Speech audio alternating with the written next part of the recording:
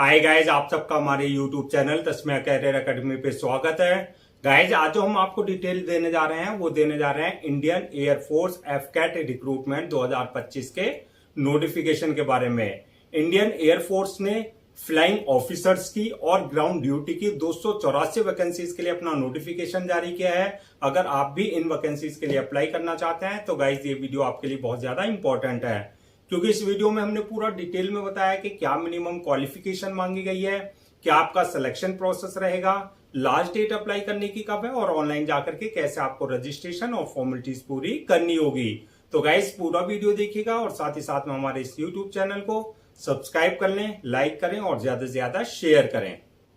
तो गाइस सबसे पहले बात करते हैं इनकी ऑफिशियल वेबसाइट की। इनकी जो ऑफिशियल वेबसाइट है वो है www.fcat.cdect.in, जहां पर जाकर के आपको रजिस्ट्रेशन और फॉर्मेलिटीज पूरी करनी होगी। रिक्रूटमेंट अथॉरिटी जो रहेगी आपकी इंडियन एयरफोर्स रहेगी। एग्जाम नेम की अगर बात करें तो ये आपका एफकैट सेकंड 2025 का एग्जाम रहेगा, यानी कि एयरफोर्स कॉमन एडमिशन टेस्ट रहेगा, जो कि आपका नेशनल लेवल का एग्जाम होता है और साल में ये 2 बार कंडक्ट किया जाता है। पोस्ट नेम की अगर बात करें तो फ्लाइंग ऑफिसर्स की और ग्राउंड ड्यूटी, जिसमें आपका टेक्निकल और नॉन टेक्निकल दोनों तरह की आपकी जो है पोस्ट के लिए जो है वैकेंसी जारी की गई है। टोटल वैकेंसी जो है 284 पोस्ट रहेंगी। जेंडर की अगर बात करें तो मेल एंड फीमेल, यानी कि man and women both can apply for this vacancies. Job location selection होने के बाद जो है आपका ऑल ओवर इंडिया कहीं भी आपकी जो है पोस्टिंग दी जा सकती है। अप्लाई मोड की अगर बात करें तो आपका ऑनलाइन रहेगा, ऑफलाइन किसी तरह का कोई कम्युनिकेशन या कॉरेस्पॉन्डेंस नहीं किया जाएगा। रजिस्ट्रेशन जो स्टार्ट होंगे वो आपके 2 जून 2025 से रजिस्ट्रेशन स्टार्ट होंगे और लास्ट डेट जो रहेगी रजिस्ट्रेशन की यानी कि अप्लाई करने की वो रहेगी 1 जुलाई 2025। तो 2 जून 2025 से लेकर के 1 जुलाई 2025 के बीच में आपको इनके ऑफिशियल पोर्टल पर जाकर के अपना रजिस्ट्रेशन और फॉर्मेलिटीज पूरी कर लेनी है।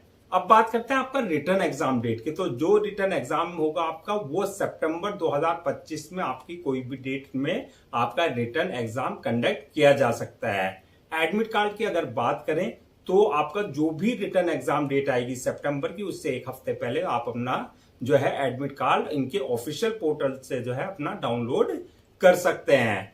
नेक्स्ट बात करते हैं कि आपकी एप्लीकेशन फीस क्या रखी गई है। तो एप्लीकेशन फीस की अगर हम बात करें तो सभी कैटेगरीज वालों के लिए, चाहे आप जनरल में आते हैं, चाहे ओबीसी में आते हैं, चाहे एससी एसटी किसी भी कैटेगरी में आप आते हैं, सबके लिए एप्लीकेशन फीस जो है 550 रुपए एप्लीकेशन फीस रखी गई है। पेमेंट मोड की अगर बात करें यानी कि जो आपकी एप्लीकेशन फीस रहेगी उसका जो पेमेंट मोड रहेगा वो ऑनलाइन रहेगा, यानी कि at the time of registration आप अपने debit card, credit card, net banking, UPI, IMPS या जो भी पेमेंट गेट पे वहां पर है उसके थ्रू जो है आप अपने एप्लीकेशन फीस जो है डिपॉजिट कर सकते हैं।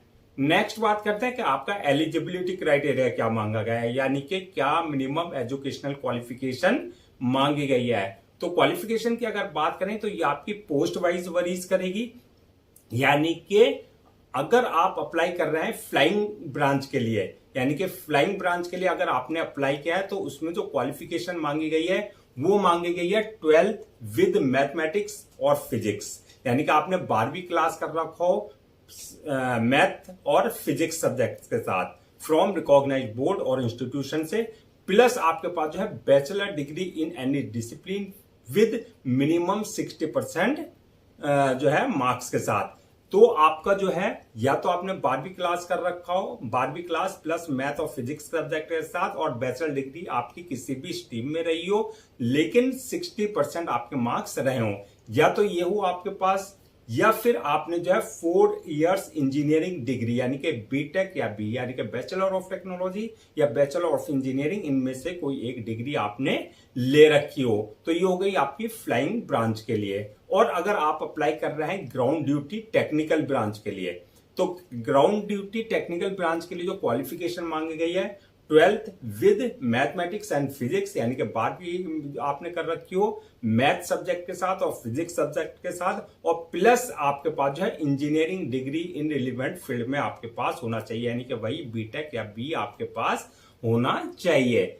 इसके अलावा जो है अगर आप अप्लाई कर रहे हैं ground duty non technical branch के लिए, तो नॉन टेक्निकल ब्रांच के लिए जो है आपका bachelor degree in any discipline with minimum 60% marks के साथ, यानी कि आपके पास जो है बैचलर डिग्री होनी चाहिए किसी भी स्ट्रीम में हो, चाहे आप साइंस के स्टूडेंट्स हैं, चाहे कॉमर्स के हैं, चाहे आर्ट्स के हैं, यानी कि सबके लिए जो है आप किस सब स्ट्रीम वालों के लिए जो है आपका ये अप्लाई कर सकते हैं। या फिर आपने 12th विद मैथमेटिक्स और physics plus bachelor degree in relevant field में आपके पास होनी चाहिए, यानी कि आपके पास जो है इनमें से कोई एक डिग्री आपके पास होना चाहिए अगर आप ground duty non technical branch की पोस्ट के लिए अप्लाई कर रहे हैं। अब नेक्स्ट बात करते हैं कि एज लिमिट की। तो एज लिमिट की अगर बात करें तो ये भी आपकी पोस्ट वाइज वरीज करेगी। अगर आप फ्लाइंग ब्रांच की पोस्ट के लिए अप्लाई कर रहे हैं तो आपकी मिनिमम एज जो है 20 साल और मैक्सिमम 24 साल मांगी गई है। और अगर आप ग्राउंड ड्यूटी ब्रांच के लिए अप्लाई कर रहे हैं तो आपकी मिनिमम 20 साल और मैक्सिमम 26 साल जो है एज होनी चाहिए, यानी कि इसके बीच में आपकी जो है एज होनी चाहिए। एज रिलैक्सेशन की अगर बात करें तो as per government rules and regulation जो रिजर्व कैटेगरीज हैं जैसे आपका SC ST OBC वगैरह को, उनको जो एज रिलैक्सेशन दिया जाता है वो प्रॉपर एज रिलैक्सेशन दिया जाएगा। नेक्स्ट बात करते हैं कि आपका सिलेक्शन प्रोसेस क्या रहेगा, यानी कि आपका जो है सिलेक्शन प्रोसेस की कौन कौन सी स्टेजेस रहेंगी। तो इसमें मल्टीपल स्टेजेस रहेंगी जो आपको क्लियर करनी होगी। नंबर 1 पे जो होगी आपकी रिटर्न एग्जामिनेशन, फर्स्ट स्टेज जो होगी रिटर्न एग्जामिनेशन, यानी कि आपका रिटर्न एग्जाम कंडक्ट किया जाएगा जो कि आपका ऑनलाइन यानी कि CBT कंप्यूटर बेस्ड टेस्ट लिया जाएगा। जो रिटर्न एग्जाम क्वालिफाई कर लेंगे उनके लिए सेकंड स्टेज होगी AFSB टेस्ट की। AFSB यानी कि एयर फोर्स सिलेक्शन बोर्ड के सामने आपका जो है टेस्ट लिया जाएगा जिसमें आपका officer intelligence rating test, picture perception and discussion test, इसके अलावा psychological test, group test, interview वगैरह ये सारी एक्टिविटी जो है आपका AFSB टेस्ट में ली जाएगी। जो AFSB टेस्ट क्लियर कर लेंगे थर्ड स्टेज होगी उनकी डॉक्यूमेंट्स वेरिफिकेशन की, यानी कि at the time of registration जो आपने अपने डॉक्यूमेंट्स अपलोड किए हैं वो सारे डॉक्यूमेंट्स जो है आपके ओरिजिनल चेक किए जाएंगे यानी कि वेरीफाई किए जाएंगे। और लास्ट स्टेज होगी वो होगी मेडिकल एग्जामिनेशन की, यानी कि जिस पोस्ट के लिए आपने अप्लाई किया है उसके लिए देखा जाएगा कि आप फिजिकली या मेंटली पूरी तरीके से फिट है या नहीं है, यानी कि इन सब पोस्ट के लिए जो आपको मेडिकली पूरी तरीके से फिट होना चाहिए।